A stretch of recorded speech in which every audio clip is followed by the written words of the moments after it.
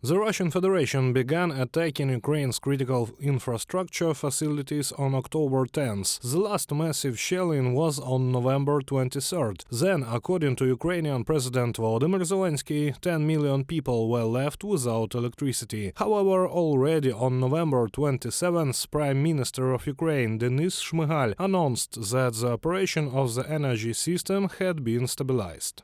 The capacity deficit remains at around 20%. More than 1,000 specialists work daily to repair networks. The government has decided to ban the export of fuel wood. This will contribute to its accumulation in Ukraine. Indeed, in many communities, especially frontline ones, wood is now the main resource for heating. Denis Shmyhal, Prime Minister of Ukraine, on Facebook.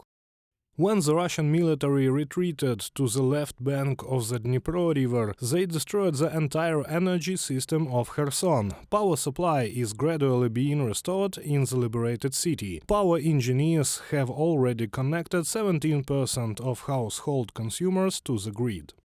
Є оптимістичний прогноз. There is an optimistic forecast. Again, it provides for the absence of shelling and the minimum intensity of fighting in this region, according to which the return of electricity to consumers in the city of Kherson may take up to 1 month.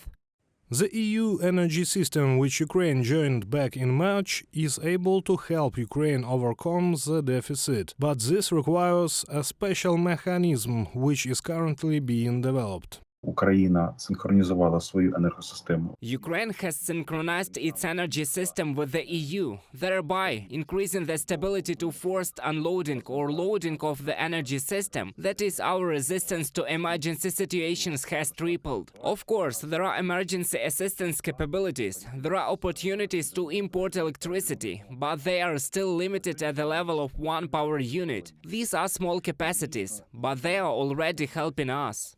International partners are helping to restore the energy system of Ukraine. The European Bank for Reconstruction and Development approved funding to support Ukrenergo for 372 million euros. The Netherlands is also providing 72 million euros in aid to Ukraine, and Lithuania has sent 114 transformers of various capacities. In total, Lithuania intends to provide 252 transformers.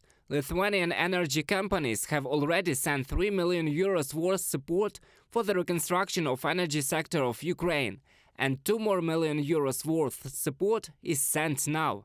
Arvydas Anusauskas, Minister of National Defense of Lithuania, on Twitter. Also, the EU will provide Ukraine with 200 transformers and 40 generators, and the US Agency for International Development will provide Ukraine with 80 generators, as well as several tens of thousands of blankets for Ukrzaliznytsa's railroad restrooms. France, the Czech Republic, Latvia and a number of other countries also announced assistance with equipment. Reported by Serhiy Kulas, Yulia Bil, UATV News.